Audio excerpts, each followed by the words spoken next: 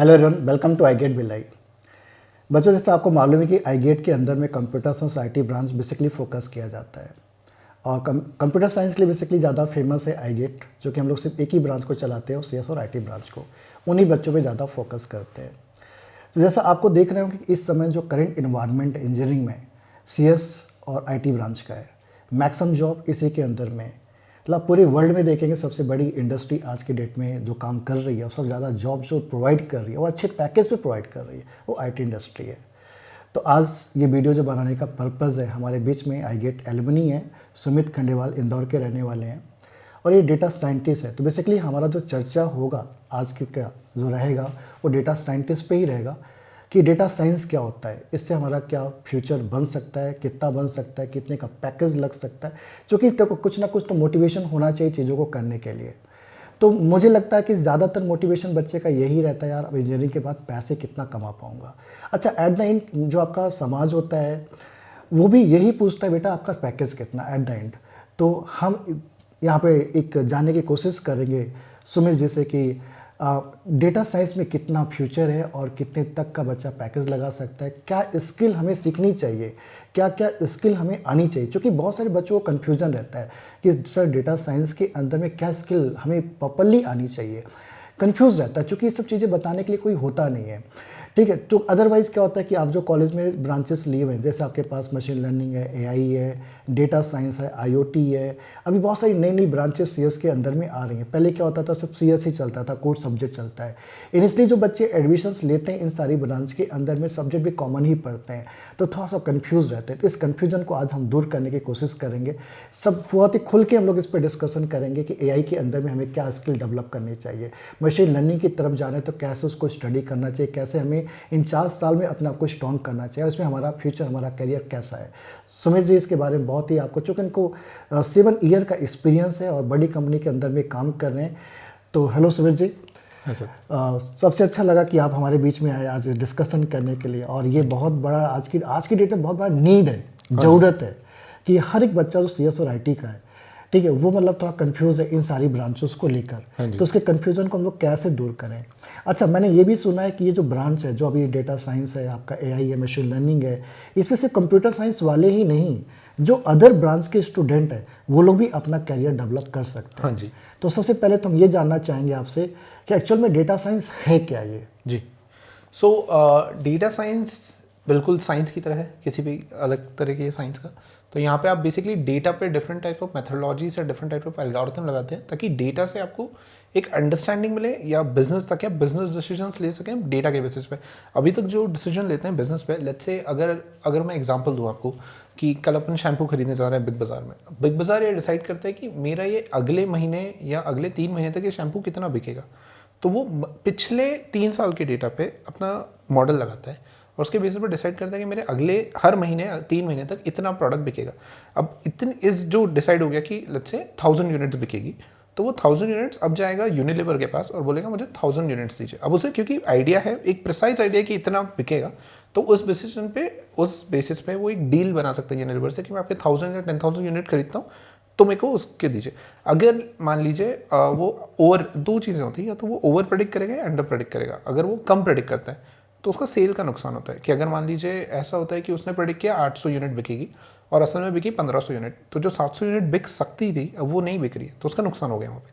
और उसका उल्टा मान लीजिए अगर वो प्रेडिक्ट कर देगी 3000 और बिकी सिर्फ 800, तो जो 2200 बची हैं अब वो उसके शेल्फ स्पेस खा रही है। तो एक मतलब रियल स्टेट भी एक इशू है कि गोडाउन में इनके पास इतनी जगह नहीं होती, तो बहुत लिमिटेड क्वांटिटी में, तो इनको बहुत प्रिसाइज क्वांटिटी में रखना होता है। तो जैसे ये एक एग्जांपल है, तो यहाँ पे डेटा साइंस हेल्प करता है। ऐसे ही फार्मास्यूटिकल में डेटा साइंस आपको हेल्प करता है, जहाँ पे आप डिफरेंट मेडिसिन होती हैं उनका इम्पैक्ट देखने के लिए EB टेस्टिंग बोलते हैं जैसे मेजरली, कि कुछ एक कंट्रोल ग्रुप होता है उसके ऊपर अपन क्वालिटी, अब आज भी वैसे ही होता है कि कंट्रोल ग्रुप के ऊपर आप मेडिसिन टेस्ट करते हो और देखते हो वो असर कर रही है नहीं कर रही है। और बहुत सारी एडवांस एल्गोरिथम्स हैं जैसे कि जेनेटिक एल्गोरिथम वगैरह, जिसमें आप मल्टीपल मेडिसिन टेस्ट कर सकते हो और सबका इम्पैक्ट देख सकते हैं। अब इसके अलावा मतलब मशीन, बेसिकली मैं जो एग्जांपल्स दे रहा हूँ ये बताने की कोशिश कर रहा हूँ कि मशीन लर्निंग हो गया या डेटा साइंस पर से ये हर एक इंडस्ट्री को टच करता है। कोई एक इंडस्ट्री नहीं है जो मशीन लर्निंग से, डेटा साइंस से टच नहीं हो सकती। एक बहुत इंटरेस्टिंग प्रोजेक्ट किया था मैंने अभी, जो IoT के लिए किया था, एयरलाइंस के लिए। तो जहाँ पे हम लोगों ने कैमरा लगाया हुआ था और कैमरा से प्रेडिक्ट किया था कि जो लोग बैग लेके जाते हैं एयरलाइंस पे, अंदर जगह है कि नहीं है। तो सिर्फ इतना मॉडल ये कर रहा था, ये प्रेडिक्ट कर रहा था कि जो बाहर एयर होस्टेस है उनको पहले से अलर्ट आया था कि अंदर जगह नहीं है बैग रखने की, तो आप पैसेंजर्स को अंदर बैग लाना अलाउ ना करें। इससे एयरलाइंस का करोड़ों बचा है। और जब का वो, क्योंकि एयरलाइंस का जो प्रॉफिट होता है वो ये होता है कि फ़्लाइट हरदम हवा में होनी चाहिए। जितनी देर फ्लाइट नीचे रहेगी उतना नुकसान है उनका। उनकी फ़्लाइट हरदम हवा में होनी चाहिए, तभी उनका प्रॉफिट होता है। तो इसमें वो जो लैंडिंग, वो जो ऑन ग्राउंड टाइम था वो 10 सेकंड से कम हो गया। तो सिर्फ 10 सेकंड से उनको करोड़ों बचा, क्योंकि इतना फ्यूल कंजम्पशन, क्योंकि फ्लाइट जब ग्राउंड पे है और जब पैसेंजर चढ़ रहा है तो फ्यूल चलता रहता है, तो फ्यूल इतना बर्न कर देता है वो। तो ये छोटे छोटे इम्प्लीमेंटेशन भी है, लेकिन कंपनी को बहुत पैसा बचाता है। तो इस तरह डेटा साइंस हर एक इंडस्ट्री, आप किसी भी इंडस्ट्री का नाम लीजिए, जैसे मैंने जिंदल के साथ काम किया है, वो एक सीमेंट स्टील मैन्युफैक्चर है, उनके लिए कैसे हमने प्रोडक्शन बढ़ा दिया क्वालिटी सेम रख के। वैसे मैंने अल्ट्राटेक के साथ काम किया कि उनका सीमेंट प्रोडक्शन कितना होगा, कितना लॉजिस्टिक कहाँ पे ज़्यादा देना है, कौन से डेपो में कितना माल रखना है, वो प्रेडिक्ट किया। फिर वैसे मैंने माइक्रोसॉफ्ट के साथ काम किया था, जो हम डिफरेंट KPIs हैं उनके, तो वो एक चैट बॉट बनाया था उनके साथ, तो वो कैसे यूज़ करते हैं। तो किसी भी, मतलब मैंने मल्टीपल इंडस्ट्रीज़ के साथ काम किया है, और ऐसी और भी बहुत सारी इंडस्ट्रीज़ हैं जहाँ पे डेटा साइंस इंप्लीमेंट होगा। अब इसमें होता ये है कि आपको हर इंडस्ट्री में अलग अलग टाइप के लोग चाहिए। तो अब अगर मैकेनिकल इंजीनियर चाहिए तो वो भी डेटा साइंस का यूज़ करेगा कहीं से। तो अगर आप मैकेनिक पढ़ रहे हैं, आप मैकेनिकल इंजीनियर हैं, तो भी फ्यूचर में आपको डेटा साइंस की नीड होगी। अगर आप सिविल इंजीनियर हैं तो भी आपको डेटा साइंस की नीड होगी, क्योंकि अब जैसे आप CAD यूज़ करते हैं, अभी फ्यूचर में और सॉफ्टवेयर्स आ रहे हैं जो पूरे AI बेस्ड हैं, तो आपको तब भी थोड़ी एक ग्राउंड अंडरस्टैंडिंग चाहिए होगी कि कैसे काम करता है, कैसे, क्योंकि उसको जब आपको फाइन ट्यून करना होगा तब आपको मॉडल्स पे, तब आपको ट्यून करने के लिए कोड ही आएगा उधर भी। अब उसकी जगह फार्मास्यूटिकल्स में जाते हैं तो वहाँ भी AB टेस्टिंग वगैरह वो सब होता है, तो वहाँ पे भी काम होता है। तो इस तरह जैसे अभी एक टीचर आया था हमारे पास पे, वो सिविल से है वो जी, तो उन्होंने बोला कि मुझे मशीन लर्निंग में कुछ करना है जी।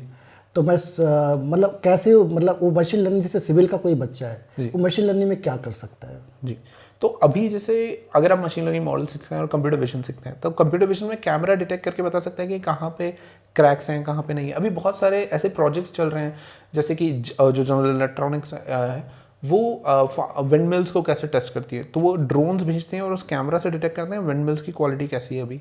ऐसे ही आप इंफ्रास्ट्रक्चर की क्वालिटी और ये सब चेक करते हैं। तो क्योंकि मशीन लर्निंग मॉडल क्या करता है, आपके हिस्टोरिकल डेटा को देखता है और उसके बेसिस पर नए जो फ्यूचर में आने वाला है उसको बताता है कि ये या तो सही है या गलत है, या फिर 2 क्लासेस में डिवाइड करता है कि हाँ ये अच्छा है या बुरा है, या फिर वो प्रेडिक्ट करता है कि ये कितना होगा, 300 होगा, 800 होगा। तो ये 3 टाइप के मॉडल्स होते हैं, जिसके अपन एक प्रेडिक्टिव बोलते हैं, एक क्लासिफिकेशन बोलते हैं, और एक आपका आउटलायर डिटेक्शन बोलते हैं। तो ये 3 टाइप के मॉडल्स बनते हैं majorly. Her industry in 3 broadly classified models पे काम करती है। अच्छा, तो ये जो आपका AI है और जो डेटा साइंस है, इनके बीच में कितना रिलेशन है? अगर आई गिव यू एग्जांपल, तो data science is the universe. सब कुछ डेटा साइंस है। आप डेटा के साथ कुछ भी करते हैं वो डेटा साइंस है। उसके अंदर AI एक नीश है, एक बहुत सब फील्ड है AI का। AI के ऊपर आता है आपका डीप लर्निंग, उसके मतलब अगर आपको डीप लर्निंग आता है तो AI इम्प्लीमेंटेशन है वैसा। फिर उसके ऊपर आता है ML, और उसके ऊपर आता है आपका डेटा एनालिटिक्स, जिसमें आप सिर्फ डेटा को प्ले अराउंड करके और समराइज करके हम बिजनेस डिसीजंस ले सकते हैं। तो डेटा साइंस पूरा एक ओवरऑल अम्ब्रेला टर्म है, और जिसके अंदर AI एक नीच है। ओके, तो ये तो बच्चों को सब में आ गया कि AI और डेटा साइंस के बीच में क्या चीज़ें हैं, और प्लस उनको बहुत अच्छा आपने एग्जांपल्स वगैरह भी दिया कि कहाँ पर हम इनको इम्प्लीमेंट कर सकते हैं, कहाँ पे हम इनको यूज़ कर सकते हैं।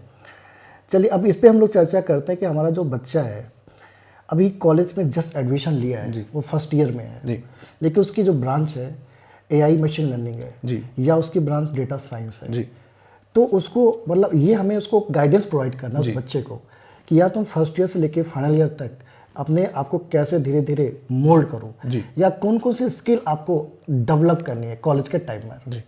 फर्स्ट ऑफ ऑल सर, मैं बहुत अप्रिशिएट करना चाहूँगा कि क्योंकि जब हम लोगों ने करियर शुरू किया था तब डेटा साइंस की कोई फील्ड नहीं थी, कंप्यूटर साइंस थी बस। इट्स ग्रेट कि अब जो कॉलेजेस हैं, ना सिर्फ गवर्नमेंट ना सिर्फ प्राइवेट, मतलब ओवरऑल जो सारे कॉलेजेस हैं वो they are in line with what industry expectation and standards are. तो इंडस्ट्री में जो रिक्वायरमेंट है उसके बेसिस पे कोर्स काफ़ी फ्रीक्वेंटली अपडेट हो रहा है, जैसे पहले नहीं होता था, लेकिन अब बहुत फ्रीक्वेंटली अपडेट हो रहा है कि पता है डेटा साइंस की नीड है, आईओटी की नीड है, तो उसके लिए कोर्सेज डेवलप हो रहे हैं। तो you are studying that in your college itself, because हमारे केस में तो सिर्फ ऐसे कंप्यूटर साइंस था, सिर्फ एक आईओटी का एक सब्जेक्ट था, और अब काफ़ी एक पूरी स्ट्रीम निकल गई है, तो विच इज़ रियली ग्रेट। अब coming back to your question कि कैसे कोई अपना करियर स्टार्ट कर सकता है अगर 4 इयर्स का लेट्स से 4 साल का है उसके पास, 4 साल बहुत अच्छा फेज है। फर्स्ट ऑफ ऑल आपको एक आपके कोडिंग स्टैंडर्ड्स, क्योंकि जब आप फर्स्ट ईयर में तो आपको पहले कोड बेसिक, आपका बेसिक है, लेट्स से आप स्टार्ट भी कर सकते हैं C++ से, आप पाइथन पे जा सकते हैं। तो कैसे बेसिक एल्गोरिथम्स लिखते हैं, लॉजिक बिल्डिंग बहुत क्रूशियल हो जाता है। ये सिर्फ डेटा साइंस का नहीं है, अगर आप प्रोडक्ट डेवलपमेंट में भी जाते हैं तो logic building is the crucial part, language is not. मतलब अगर मुझे अपने थॉट्स लिखना आता है तो कोई भी लैंग्वेज हो मैं लिख सकता हूँ, वो C++ हो, C# हो, जावा हो या पाइथन हो, but logic building is the crucial. तो उस पर डेटा स्ट्रक्चर्स, उस पर बहुत ध्यान दीजिए। अगर वो हो जाता है तो उसके बाद एक जो लैंग्वेज है जो कहीं नहीं जाएगी, हरदम रहेगी, वो है एसक्यूएल। अगर आप मशीन लर्निंग डेटा साइंस में आ रहे हैं तो आपको डेटा चाहिए, और डेटा लाने की लैंग्वेज इज़ एसक्यूएल। अब भले ही आप हडूप ले लीजिए या फिर नई जैसे बिग क्वेरी आ रहा है, बिग क्वेरी ले लीजिए, वो एक डेरिवेटिव है एसक्यूएल का। तो एसक्यूएल आपको बहुत क्लियर, बहुत अच्छी अंडरस्टैंडिंग होनी चाहिए। और एसक्यूएल एक बहुत सिंपल लैंग्वेज है, बेसिकली इंग्लिश की तरह है, लेकिन एसक्यूएल आपको बहुत स्ट्रॉन्ग हैंड होना चाहिए काफ़ी एसक्यूएल में आपको, क्योंकि data in the and data तो चाहिए आपको कुछ भी करने के लिए। एक वो है, आप बिल्डअप कर सकते हैं अपनी स्किल एक पाइथन यूज़ करके, क्योंकि पाइथन में एक ओपन सोर्स टूल है, तो उसमें बहुत सारे डेवलपमेंट्स होते रहते हैं, नए नए पैकेजेस आते रहते हैं, तो फ्यूचर में भी पाइथन का यूजेज बहुत ज़्यादा है, तो पाइथन ले लीजिए। अगर आपको कोडिंग थोड़ा कम लगता है कि नहीं ज़्यादा कोड नहीं करना है, तो R is also a good approach. R में आपको इतना हैवी कोडिंग नहीं होता, more of a business driven language, क्योंकि बिजनेस एनालिटिक्स में ज़्यादा आर को प्रेफर करते हैं, क्योंकि R is very towards English. I mean Python is very towards code, but R is towards English. तो ये दो लैंग्वेजेस हैं जो मशीन लर्निंग में बहुत हैवीली यूज़ होती हैं। अब इसके अलावा आप बिल्डअप करना है तो पाइथन हो गया, एसक्यूएल हो गया। फिर एक्सेल है जिसमें आप डेटा को प्ले अराउंड कर सकते हैं, तो डेटा को देख सकते हैं, विजुलाइज कर सकते हैं। एक्सेल में बहुत सारे तरीके हैं, पिवट्स हैं, पावर पिवट्स हैं, multiple ways you can visualise data. तो Excel is something that you really should look into, क्योंकि अगर आप लेट्स से डेटा साइंटिस्ट नहीं बनते, आप डेटा एनालिस्ट बनते हैं तो भी एक्सेल काम आनी है, आप बिजनेस एनालिस्ट बनते हैं तो भी एक्सेल काम आनी है, आप सेल्स में जाते हैं तो भी एक्सेल काम आनी है, आप मार्केटिंग में जाते हैं तो भी एक्सेल काम आनी है। एक्सेल इज यूनिवर्सल, वो हर जगह काम आएगी। तो एक वो हो गया। फिर अब ये मेरा फर्स्ट सेकंड ईयर तक का प्रोग्राम कि इतना आपको ये सब बच्चे को मतलब उसका जो डेटा स्ट्रक्चर एल्गोरिथम है वो फर्स्ट प्रायोरिटी उसको देना चाहिए। फर्स्ट प्रायोरिटी वो मशीन लर्निंग वगैरह ये सब सुपरफिशियल है, ये सब उसके ऊपर बिल्डअप होगा। अगर आपका ग्राउंड ही क्लियर नहीं है तो फिर ऊपर का स्ट्रक्चर बनाने का कोई सेंस नहीं। इसीलिए कॉलेज भी जो है ना, फर्स्ट ईयर हमको लगता है सारे बच्चों को सेम सब्जेक्ट पढ़ाते हैं। हाँ जी, ताकि ग्राउंड क्लियर हो, फिर आप बिल्डअप, फिर आप स्पेशलाइजेशन कर सकते हैं किसी एक तरफ, ठीक है, पर ग्राउंड अंडरस्टैंडिंग सही हो। तो ये आपने बहुत अच्छा एक इन्फॉर्मेशन दिया कि आर भी आप में जा सकते हो, जिसको कोडिंग बहुत ज़्यादा नहीं करनी है। तो कैसे बहुत सारे बच्चे रहते हैं जिनको मतलब ऐसा बोलते हैं सर मुझे कोडिंग में इंटरेस्ट नहीं आता है, उनके लिए क्या बोलना चाहते हैं आप? सही, अभी ऐसा है ना कि अगर आप कोड नहीं करेंगे तो आगे चल के इशू आएगा। कोई भी फील्ड ले लीजिए, आप किसी भी फील्ड में जाइए, कोड इज़ मस्ट, वो है। तो इसलिए आप बस अल्टरनेटिव्स देखें कि अगर आप पाइथन ज़्यादा कोड हैवी है तो आप आर जैसा ले लीजिए, नहीं तो आप एसक्यूएल या पाइस्पार्क टाइप देख लीजिए जो कि रिलेटिवली लेस कोडियर है। तो उस तरह की चीज़ें आप देख सकते हैं, लेकिन कोड इज़ मस्ट, आप you can get away with that. तो बच्चों जैसा सुमित ने बताया आपको कि यहाँ पर कोडिंग तो करनी पड़ेगी, आपको आईटी इंडस्ट्री में अपना फ्यूचर देख रहे हैं, बनाना है। कोडिंग नहीं करना है तो उसके पास एक ही ऑप्शन है कि आप गवर्नमेंट जॉब की तरफ ही अपने आप को देखिए, पीएसयूज की तरफ जाइए आप, वो अलग एक कहानी है। ठीक है, तो पहला सब्जेक्ट आपको क्लियर हो गया कि डेटा स्ट्रक्चर एल्गोरिथम को लाइट नहीं लेना है, बहुत ही ज़्यादा ध्यान देना है, अच्छे से करना है। एसक्यूएल बहुत ही इंपॉर्टेंट है और उसको प्रॉपर्ली से तरीके से सीखना है, और कुछ चीज़ें उन्होंने और बताई उस पर भी आपको फोकस करना है। तो ये बिगनर के लिए हो गया। इसके ऊपर क्या फिर स्टेप होना चाहिए? जैसे मान लीजिए बच्चा धीरे से 3rd सेमेस्टर 4th सेमेस्टर में पहुंच गया, सर यहाँ पे फिर अब आप एक तो अपना प्रोबेबिलिटी और स्टैटिस्टिक्स पे बहुत ध्यान दीजिए यहाँ पे जी, मैथ्स पे। So because normal maths is different, but आप जब प्रोबेबिलिटी और स्टैटिस्टिक्स पे बहुत ज़्यादा ध्यान देते हैं, क्योंकि यहाँ पे आपको डिफरेंट टाइप ऑफ डिस्ट्रीब्यूशंस हो गए या डिफरेंशिएशन इंटीग्रेशन हो गया, ये बहुत ज़्यादा रोल प्ले करेगा जब आप मशीन लर्निंग मॉडल्स बनाएंगे और उनको फाइन ट्यून करने की कोशिश करेंगे, क्योंकि हर एक model in the end math से ही ड्राइव हुआ है। तो आपको उन पे बहुत ज़्यादा ध्यान देना है, क्योंकि अगर आप मॉडल कॉल तो कर सकते हैं, लेकिन आप अपने यूज़ केस के लिए जब उसको कस्टमाइज करने की कोशिश करेंगे तो आपको एल्गोरिथम्स पे आना पड़ेगा, और algorithms are written in math. तो एक मैथ पढ़ना और उसे फिर फाइन ट्यून करना, तो वो 2 चीज़ें आनी चाहिए। इसीलिए हमको लगता है जो IITs है, खासकर जैसे मैंने IIT बंगलोर का बताऊँ आपको, वहाँ पे वो पूरा फोकस मैथ्स पे ही करते हैं जी, मतलब लीनियर अलजेब्रा पढ़ाना, फिर स्टैटिस्टिक्स पढ़ाना, प्रोबेबिलिटी पढ़ाना, और इंटरव्यूज भी जब वो लेते हैं ना एडमिशन्स के लिए, जैसे AI में वहाँ पे इंटरव्यू होता है, मैथ्स ही पूछते हैं वो लोग, तो उनका पूरा अच्छा जो बच्चा होता है खासकर CS का बच्चा होता है, 4 साल पढ़ने के बाद उसका मैथ्स कमजोर हो जाता है। हाँ, वो फोकस, वो आपको आपके माइंड में ये चीज़ होनी चाहिए कि मशीन, क्योंकि हमारा जो सब्जेक्ट है ना थ्योरेटिकल बहुत ज़्यादा है, राइट, करेक्ट, तो ऐसे कोई डेरिवेशंस नहीं है, जैसे मैकेनिकल में है, इलेक्ट्रिकल में, इलेक्ट्रॉनिक्स में वो बहुत सारे डेरिवेशंस निकालते हैं, फार्मूले निकालते हैं, एटलीस्ट वो टच में रहते हैं, लेकिन हम लोग थ्योरेटिकल ज़्यादा पढ़ने की वजह से फार्मूले भी थ्योरेटिकल से निकालते हैं, तो हमारा मैथ्स थोड़ा सा कमजोर जाता है। नहीं सर, इसमें डेटा साइंस में आपको डेरिवेटिव्स ही यूज होने हैं। अब पूरा हर एक मॉडल, लीनियर रिग्रेशन हो गया, कोई भी मॉडल हो गया, वो डेरिवेटिव से ही बनेगा। Most of the models are basically based on, not most, every model is based on statistics and mathematics. तो इसके लिए आप कुछ बुक्स वगैरह बता सकते हैं कि कैसे बुक्स क्या फॉलो करनी चाहिए?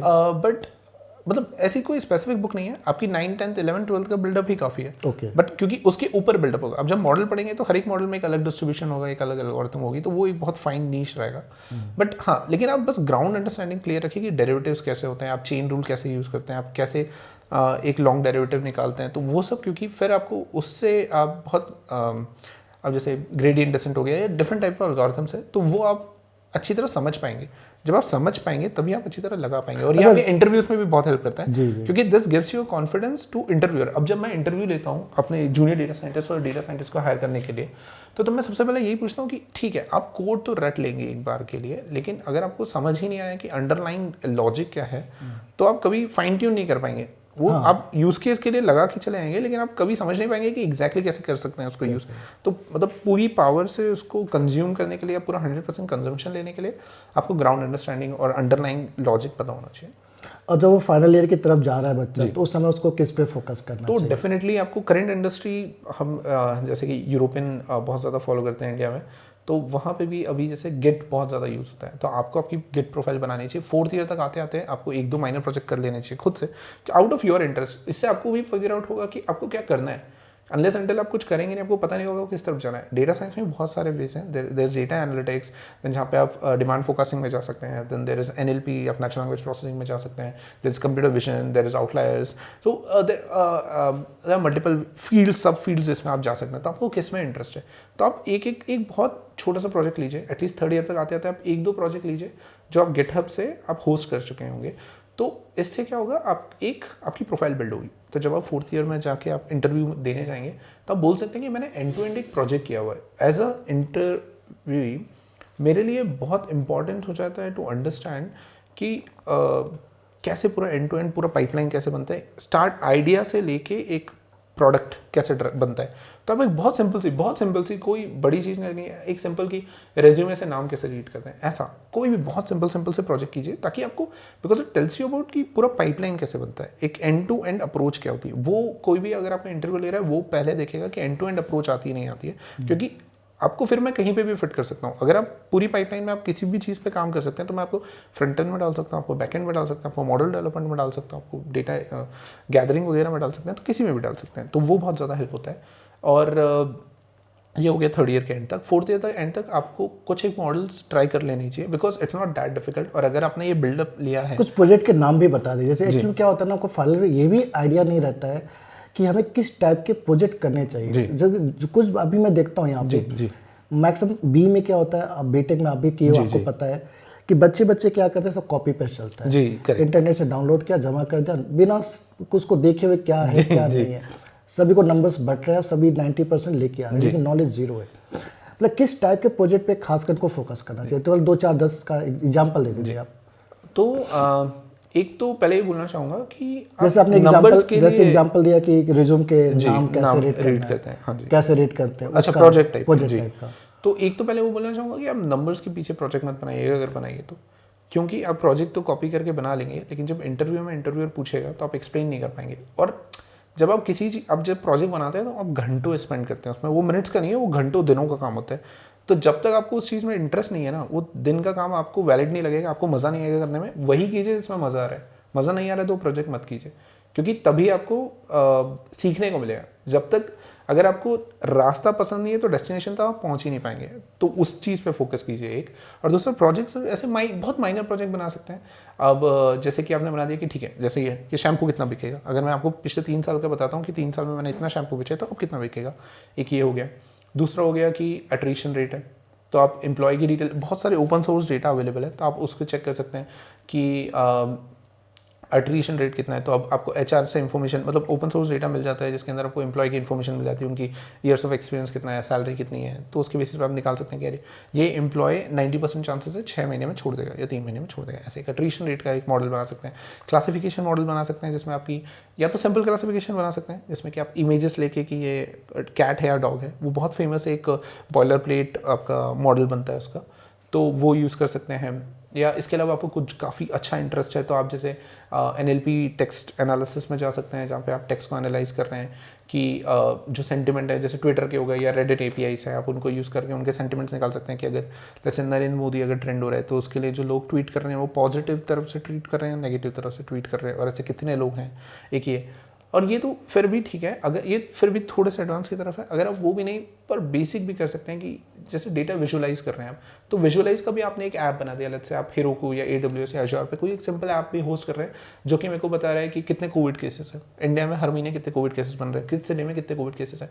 अगर आप उनको भी विजुअलाइज करते हैं तो भी वो एक एंड टू एंड आइडिया देता है आपको कि how do you procure data, आप डेटा को कैसे लेते हैं, उसको प्रोसेस कैसे करते हैं और उसका आउटपुट कैसे देते हैं कि वो कंज्यूमेबल फॉर्मेट में हो, ताकि सामने वाला उस डेटा को समझ पाए। जैसे आपने काफ़ी अच्छे से एक्सप्लेन कर दिया कि 4 साल में आपको किस पे फोकस करना चाहिए। जैसे आप डेटा साइंटिस्ट हैं तो आपका जो पर डे का वर्क क्या रहता है, जो आपके कलीग लोग हैं कैसे काम करते हैं, क्या काम करते हैं? जी, सो सर अभी मैं as a senior data scientist हूँ, तो there are a lot of data scientist that report to me. तो अभी जो मेरा डे टू डे वर्क होता है वो अंडरस्टैंड करना होता है कि बिजनेस प्रॉब्लम क्या है, क्योंकि जब आपके पास क्लाइंट आता है अब, तो क्लाइंट आपको ये बताता है कि अरे मेरी सेल्स नहीं हो रही है, तो क्यों नहीं हो रही है वो उनके पास आंसर नहीं होता है, वो आपको फिगर आउट करना होता है। तो आप उनसे बहुत सारे डेटा मांगते हो कि डिफरेंट सेल्स का डेटा पॉइंट हो गया, आपका मार्केटिंग का डेटा पॉइंट हो गया, आपका प्रोक्योरमेंट, मल्टीपल डेटा पॉइंट्स आप देखते हो और उसके बेसिस पर आप डेटा को एनालाइज करके समझते हो कि क्यों नहीं आ रही है, फिर आप प्रॉब्लम डिफाइन करते हो। तो बिजनेस प्रॉब्लम को डेटा प्रॉब्लम में ट्रांसलेट करना, that is first, at least that is my job. और उसके बाद अब डेटा प्रॉब्लम को मैं अपनी टीम के साथ डिस्कस करता हूँ और फिर हम डिसाइड करते हैं कि कौन सा मॉडल बनाएंगे इस पर बेस्ड ऑन द प्रॉब्लम, कैसे मॉडल बनाएंगे, कैसे डिप्लॉय करेंगे, कौन सी मेथोडोलॉजी यूज़ होगी, ऑर्केस्ट्रेशन कैसा होगा उसका, वो सब। तो ये एक मेरा as a senior data scientist ये मेरा जॉब है। लेकिन as a data scientist what we do, it's a split. तो डेटा साइंटिस्ट एक बहुत वाइड टर्म है जिसके अंदर आप बिजनेस एनालिस्ट को भी डेटा साइंटिस्ट बोलते हैं, डेटा एनालिस्ट को भी डेटा साइंटिस्ट बोलते हैं, डेटा साइंटिस्ट भी डेटा साइंटिस्ट होता है। तो मतलब कंपनी टू कंपनी वेरी करती है डेटा साइंटिस्ट किस चीज़ के लिए डिफाइन करना है वो। तो डेटा एनालिस्ट एज यूजुअल उनका काम होता है कि डेटा को लेना, मसाजिंग करना, by that I means data को प्रिपेयर करना। बहुत सारे आउटलायर्स होते हैं, मिसिंग डेटा होता है, उसके बाद मल्टीपल डेटा से आपको क्लब करके एक फाइनल डेटा सेट ADF बनाना होता है। तो उसके बेसिस पे आप ये सब समझते हैं और डेटा को कंज्यूमेबल फॉर्मेट में बनाते हैं ताकि कोई उस डेटा को यूज़ करके बिजनेस के इनसाइट्स या बिजनेस फाइंडिंग्स निकाल सके। बिजनेस एनालिटिक्स जो होता है वो डेटा एनालिटिक्स जैसे ही होता है कुछ हद तक, बट उसमें फिर आप बिजनेस आइडियाज़ भी लगाते हैं।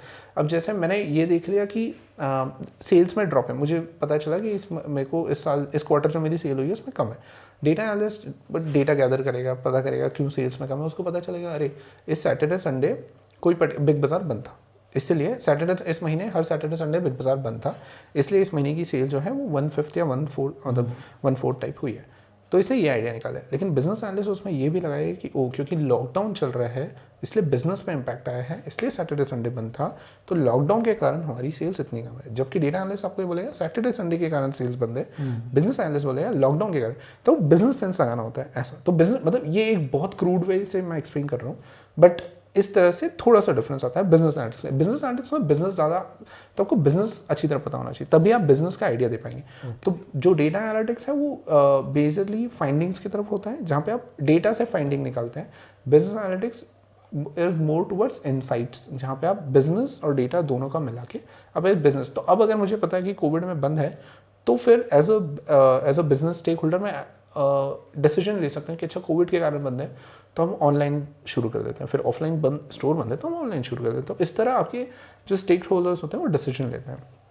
तो जैसे आपने इतना चीज़ें बताया ना, पता नहीं क्यों मुझे ऐसा फील होने लगा कि मैं किसी MBA के स्टूडेंट से बात कर रहा हूँ। जी एक्चुअली वो सर वही है, अगर आप टेक्निकल, आपकी technology exist to help business, business नहीं तो टेक्नोलॉजी का क्या काम, क्योंकि पैसा तो बिजनेस कमा रहा है, टेक्नोलॉजी इनेबल कर रहा है उसे पैसा कमाने के लिए। तो अगर आपको डेटा साइंटिस्ट भी बनना है तो आपको बिजनेस सीखना पड़ेगा, बिजनेस इज मस्ट, पैसा बिजनेस में ही है, क्योंकि कंपनी आपको तभी पैसा देगी जब उन्हें पैसा मिलेगा। तो आप बेसिकली उसकी जो टेक्नोलॉजीज है, कैसे स्किल को हम मतलब स्किल को कैसे इंक्रीज कर सकते हैं, जी हाँ, उसके लिए आप टेक्नोलॉजी डेवलप उसके लिए डेवलप, ये इन दी एंड यही है कि आपको, क्योंकि कंपनी को भी तो पैसा कमाना है। कंपनी आईटी से जो होता है, स्पेशली डेटा साइंस जो होता है, ये कॉस्ट सेंटर होता है, क्योंकि मतलब इमीडिएटली हम जैसे अगर मार्केटिंग बोलते हैं तो मार्केटिंग इमीडिएटली सेल्स पे इम्पैक्ट करता है, जो सेल्स कॉल करते हैं वो इमीडिएटली सेल्स बढ़ाते हैं, लेकिन डेटा साइंटिस्ट इमीडिएटली सेल्स नहीं बढ़ाता, लेकिन वो इनेबल करते हैं। हम बेटर देंगे कि अरे आप इस आदमी को फ़ोन कीजिए क्योंकि इसके 90% प्रोबेबिलिटी है ये आपका प्रोडक्ट खरीदेगा। तो हम इनेबल करते हैं डिफरेंट टीम्स को उनका बेटर परफॉर्म करने के लिए, इसलिए। ओके ओके, अब समझ में आया मुझे भी।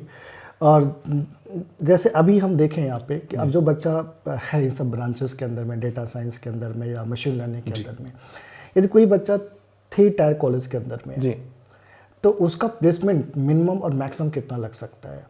और कोई बच्चा जो टॉप मोस्ट कॉलेज में पढ़ रहा है, मान लीजिए कोई IIIT हैदराबाद में या IIIT बंगलौर में या IITs के अंदर में है, बिट्स पिलानी के अंदर में, तो कितना डिफरेंस आ सकता है? सर एक तो बिट्स पिलानी वगैरह, आई विल से स्पेशली आज के एरा में college really doesn't play that much of a role in your career. Matter जो करता है वो होता है फॉरम का, क्योंकि कॉलेज आपको, अगर मैं बिट्स पिलानी से हूँ या IIT हैदराबाद से हूँ तो मेरे को एक फॉरम मिल जाता है जहाँ पे मैं इंटरव्यू दे सकता हूँ माइक्रोसॉफ्ट के लिए। Tier 3 में माइक्रोसॉफ्ट के लिए आप इंटरव्यू नहीं दे पाएंगे, बस इसके अलावा कोई डिफरेंस नहीं है, क्योंकि इन द एंड वहाँ पे भी आपको पढ़ना है, यहाँ पे भी आप ही को पढ़ना है। कोडिंग मतलब आपको स्पून आपके मुंह तक लाया जा सकता है, चबाना आप ही को है।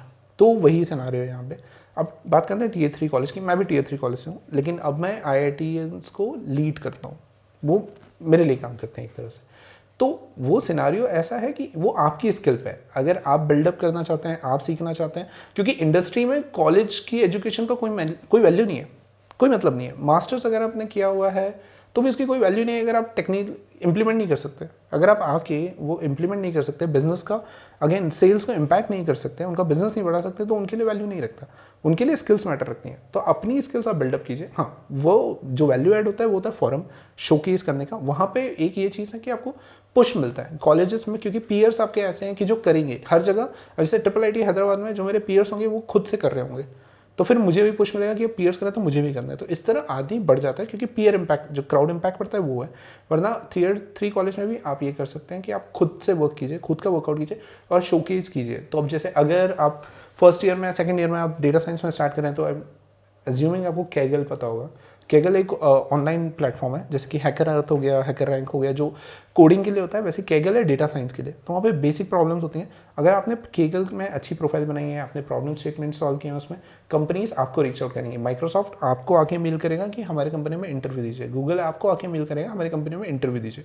मैंने खुद ने कैगल से जाके, जब मैं हायरिंग करता हूँ तो कैगल्स पे जाके ढूंढता हूँ, क्योंकि हमें पता है कि कैगल में जब आपने 10 प्रॉब्लम सॉल्व करी है, 10 में से 8 प्रॉब्लम आप सॉल्व कर पाएँ, इतनी एक्यूरेसी से सॉल्व कर पाएँ, मतलब आपको आता है। जब आता है तो उस चीज़ का मैटर करता है, क्योंकि इस कॉलेज से 5 ईयर्स एक्सपीरियंस, 3 ईयर्स एक्सपीरियंस के बाद किसी को फर्क नहीं पड़ता आप किस कॉलेज से आते हैं। फिर वो बस ये मैटर करेगा आपने किस टाइप के प्रोजेक्ट पे काम किया, किस टेक्नोलॉजी पे काम किया, किस टाइप की कंपनी में काम किया, बस वो मैटर करता है। कॉलेजेस 5 साल के बाद किसी मतलब का नहीं रह जाता। जो टॉप मोस्ट कॉलेज है उसका एलुमनी नेटवर्क वाकई में काफी स्ट्रांग रहता है। वो एक एलुमनी नेटवर्क आपको मिल जाता है, एक फॉरम मिल जाता है, एक फॉरम मिलता है, फॉरम मिल जाता है, तो आपको प्रेजेंस रजिस्टर करने के लिए एक फॉरम मिल जाता है। वही है, at least in my opinion that is the biggest advantage to get into one of the big colleges. Otherwise आप खुद पे काम कीजिए। नहीं, जैसे मैंने देखा है कि जैसे मतलब 3 टायर का बच्चा है, वो 4 साल 5 साल मेहनत करके जहाँ पहुँच रहा है, वहीं पे IIIT का बच्चा वो मतलब जस्ट पास आउट होता और पहुंच जाता है। लेकिन सर ये थोड़ा सा उसको ये थोड़ा एक बेनिफिट रहता है, राइट, क्योंकि वो बिल्डअप होने में, प्रोफाइल बिल्डअप होने में टाइम लगता है। क्योंकि हर बच्चे को जो 3 टायर का उसको थोड़ा बिल्डअप करने में टाइम लगता है। हाँ। लेकिन कॉलेज का बड़ा नाम होने से एक बेनिफिट मिल जाता है उसको, इनिशियली उसको वहाँ पे पहुँच जाता है, उसका ग्रोथ थोड़ा सा तेज हो जाता है।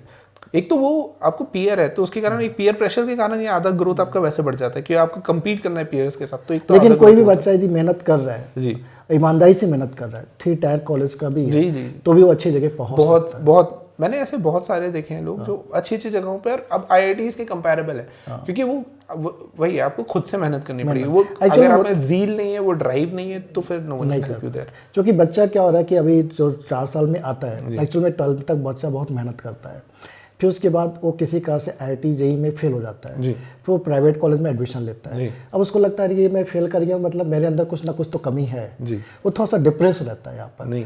ठीक है, अब यहाँ पे आने के बाद भी उसको जो एक्चुअल मेहनत करनी चाहिए, जी। अब उसको लगता है बहुत पढ़ लिया, अब थोड़ा एंजॉय किया जाए। तो उसमें 4 साल क्या करता है बच्चा, मोस्टली 90% बच्चा जी।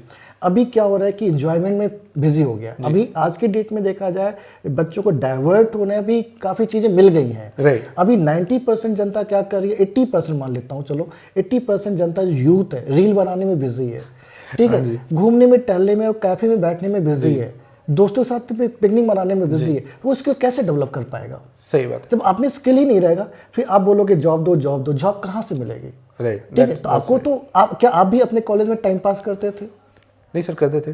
और कितना टाइम पास करते थे, कितना पढ़ाई करते थे? हाँ जी, वो एक बैलेंस बना के रखना पड़ेगा। ऑब्वियसली ये कॉलेज टाइम आप एंजॉय कीजिए, बिकॉज नहीं मिलेगा बाद में ये टाइम, लेकिन ये बैलेंस बना के रखिए, एक बैलेंस स्ट्राइक कीजिए कि आपको अपने करियर पे कितना ध्यान देना है और टाइम पास कितना करना है। तो आप जब अपने कॉलेज में पढ़ते थे, जब आप थे टायर कॉलेज से थे, उस समय का मैं थोड़ा सा जानना चाहूँगा कि उस समय आपने किस टाइप के प्रोजेक्ट या किस टाइप की लैंग्वेज या किस तरह के वर्क में आप ज़्यादा बिजी रहते थे? जी सर, एक्चुअली मैं कंप्यूटर साइंस में बहुत ज़्यादा इंटरेस्टेड था, तो मैं कॉलेज से पहले मेरे को C++ में 11th-12th में C++ बहुत अच्छी तरह आ गया था। बहुत पहले से स्टार्ट कर दिया आपने।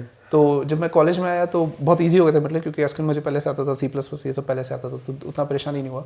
बट फिर मैंने पाइथन और जावा पे स्विच किया। AngularJS जब स्टार्ट हुआ था 2013 में, गूगल ने AngularJS लॉन्च किया था और मैं तब से AngularJS पे काम कर रहा हूँ। तो एक इंटरेस्टिंग चीज़ है, मैं कॉलेज में फ्रीलांसिंग करता था, तो मैं US के लिए और उन क्लाइंट्स के लिए कॉलेज से प्रोजेक्ट बना रहा हूँ।